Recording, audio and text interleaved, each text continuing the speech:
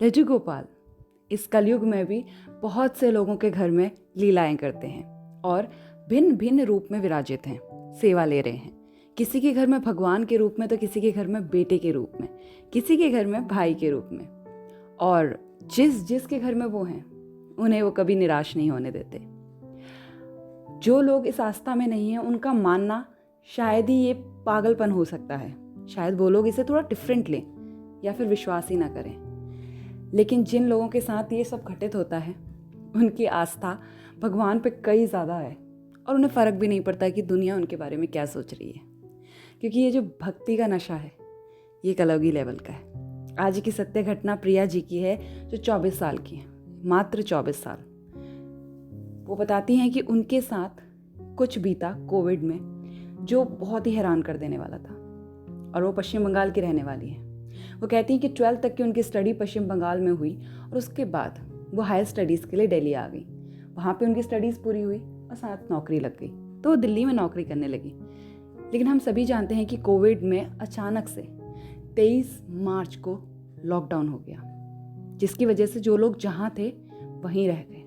अब जो लोग अपने परिवार के साथ थे उन्हें ज़्यादा खासा फ़र्क नहीं पड़ा, लेकिन जो लोग अपने परिवार से दूर थे उन पे जो बीती, चारों तरफ लाशें, बीमारी का डर, और लोग एक दूसरे से बात करने से, मिलने से भी कतरा रहे थे।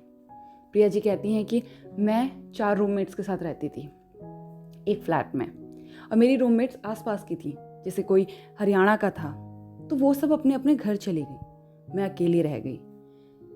केवल रहना यहाँ पे समस्या नहीं थी, समस्या थी कि खाने को भी अब कुछ नहीं था।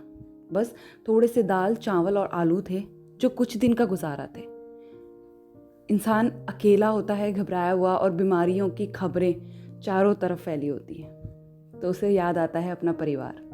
वो कहती हैं कि लड्डू गोपाल उनके घर में बचपन से ही है। उनके परिवार में लड्डू गोपाल को देखकर ही सवेरा होता है और उन्हीं की आस्था पे पूरा घर संसार चल रहा है।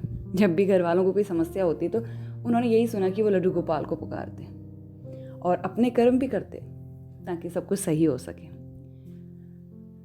आगे बताती हैं कि वो अपनी माँ को रोज़ फ़ोन करती और बहुत रोती, कहती माँ मुझे यहाँ से ले जाओ। लेकिन उनके फादर कहते कि हम बहुत कोशिश कर रहे हैं, कोई गाड़ी अवेलेबल ही नहीं हो पा रही है, क्योंकि कोई आना ही नहीं चाहता। पश्चिम बंगाल से दिल्ली अपनी गाड़ी लेकर कौन रिस्क ले। मैं फिर भी कोशिश कर रहा हूँ बेटा। लेकिन वो फिर भी रोती और कहती पापा मेरा यहाँ बिल्कुल मन नहीं लगता, मेरे पास खाने को भी बस 1-2 दिन के लिए बचा हुआ है, मैं क्या करूँ। ऐसे ही 6 दिन और बीत गए। 7वें दिन अब उनके सब्र का बांध टूटता जा रहा था। वो लड्डू गोपाल को मन में सिमरन करके बहुत रोती, कहती लड्डू गोपाल आप मुझे, मैंने आपको हर बार अपना भाई माना, आप मुझे अपनी बहन मानते हैं ना, कि आप अपनी बहन को इस तरह से रोने, बिलखने और भूखा मरने देंगे, मदद नहीं करेंगे। और उस दिन भी कुछ नहीं हुआ। कहती उस दिन कुछ बचा था थोड़ा बहुत खाने के लिए, लेकिन जब आशा की किरण दिखनी बंद हो जाती है तो आशा टूटने लगती है, और उसके साथ में विश्वास, हिम्मत भी। कहती मैंने कुछ नहीं खाया, बस लड्डू गोपाल करके सो गई। अगले दिन जब मैं उठी तो करीबन सुबह के 10 साढ़े 10 बजे मेरे को बहुत कमज़ोरी होने लगी। मैंने कुछ खाने की कोशिश करी, बट फिर वही मन में आ रहा था कि क्या होगा, कोई तो है नहीं और ना कोई सहारा दिखाई दे रहा है कि मुझे यहाँ से ले जाए। कुछ दिन बाद तो मैंने मर ही जाना है, क्या करूँगी अभी भी सरवाइव करके। तभी कहती हैं कि मेरे घर के बाहर एक गाड़ी आके रुकी और मुझे वहाँ से कोई आवाज़ दे के चिल्ला रहा था, प्रिया दीदी प्रिया दीदी। मैंने जब बाहर जाके देखा तो वहाँ पे एक गाड़ी खड़ी थी और उस बच्चे ने, उस लड़के ने कहा कि मैं आपको ले जाने आया हूँ, आइए गाड़ी में बैठिए। प्रिया जी की खुशी का ठिकाना नहीं था, मगर मन में कहीं ना कहीं शंका भी थी। तो उन्होंने अपने पापा को कॉल किया और पापा से पूछा पापा, लेकिन ये सोच के कि पापा को कॉल करके पूछ लेती हूँ, जब उन्होंने कॉल नंबर दबाया तो फ़ोन तो स्विच ऑफ था। उसे गुस्सा आ रहा था और हैरानी भी। वो ये सोच रही थी कि इस इंसान के साथ मैं बैठूंगी, क्या ये सही है? ये कौन है? इसे तो मैं जानती तक नहीं। और उसका पहनावा भी बड़ा विचित्र था। वो कहती हैं आज के मॉडर्न ज़माने में उस लड़के ने धोती कुर्ता पहना हुआ था, कर्ली से हेयर थे, मीन्स बहुत ही डिफरेंट काइंड ऑफ लुक, जिसे विश्वास कर पाना और मुश्किल हो रहा था। लेकिन मरती क्या ना करती। लड्डू गोपाल का नाम मन में सिमरन किया और गाड़ी में बैठ गई। उसने सारा सामान गाड़ी में डाल दिया। मेरी शक्ल बहुत ज़्यादा उतरी हुई थी क्योंकि पहली रात मैं बहुत रोई थी। मेरी शक्ल को देखकर उस लड़के ने मुझसे पूछा, दीदी आप बड़े ही डल लग रहे हो, सब कुछ ठीक है ना?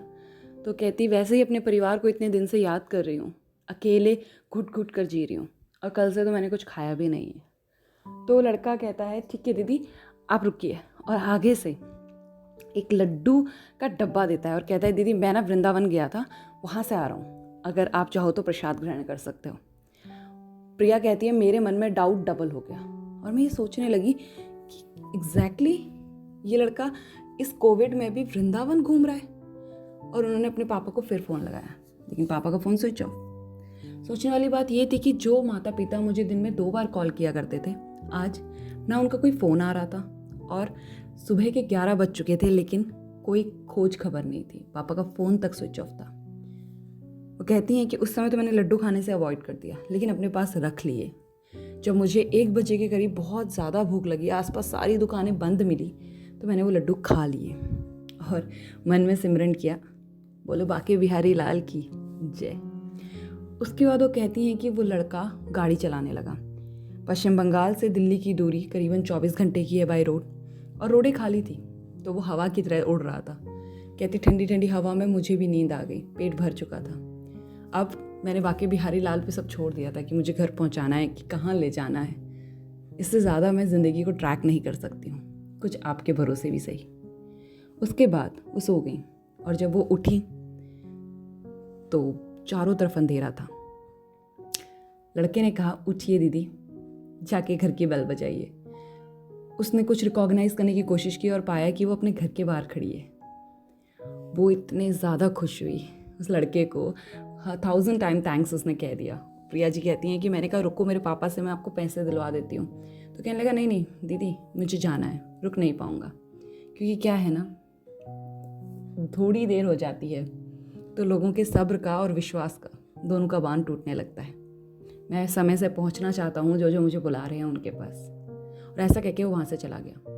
प्रिया जी बड़ी हैरान हुई, घर की बेल बजाई, परिवार वालों को बाहर बुलाया। पेरेंट्स उन्हें देखकर ऐसे खुश थे और ऐसे अचंभित जैसे एलियन देख लिया हो। उसने फादर से कहा, आप इतने चौकित क्यों हो रहे हैं, आपने जो गाड़ी भेजी उसी से तो आई हूँ। तो वो कहने लगे, कौन सी गाड़ी? ऐसा बोलकर उसने सारी कहानी घर वालों को बता दी। घर वाले बड़े अचंभित हुए, लेकिन उन्हें समझने में ना 1 मिनट नहीं लगा कि ये किसकी लीला है। लीलाधर है, लीला कर गया। और इस कलयुग में भी उन्हें इस लीला का आभास हुआ। कितने धनी हैं वो लोग। और वो इतनी ज़्यादा खुश हुई, उन्होंने ये माना कि भगवान ने मुझे अपनी सिस्टर के रूप में एक्सेप्ट कर लिया, तभी तो मेरी हेल्प करने आए। और उन सब ने लड्डू गोपाल को कोटि कोटि नमन किया। उनकी मदर ने कहा, मैं पहले ही विश्वास करती थी और आज मेरा विश्वास अडिग हो गया। तो जो लोग लड्डू गोपाल की भक्ति में है ना, उन्हें उनकी कृपा मिलनी है, तो डेफिनेट है। साथ ही लड्डू गोपाल उन सब की मदद करते हैं जो इंसान खुद की मदद करने में कहीं अचूका हो जाता है। तो आज की ये मनमोहक सत्य घटना प्रिया जी की तरफ से थी, और ये घटना मुझे अपने ही किसी नोन जिनको मैं सुनती हूँ वहाँ से मिली।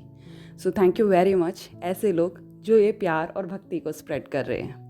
आप भी इस वीडियो को आगे शेयर कीजिए अपने फ्रेंड्स के साथ, so they will come to know कि लड्डू गोपाल कितने मैजिक्स करते हैं इस कलयुग में भी। और हृदय में मनन करते हुए जाइए। साथ ही वीडियो को लाइक कीजिए, ऐसे चैनल को सब्सक्राइब कर लीजिए ऐसे ही सत्य घटनाओं के लिए। और आखिरी में कमेंट में लिखते हुए जाइएगा, श्री कृष्णा, राधे राधे।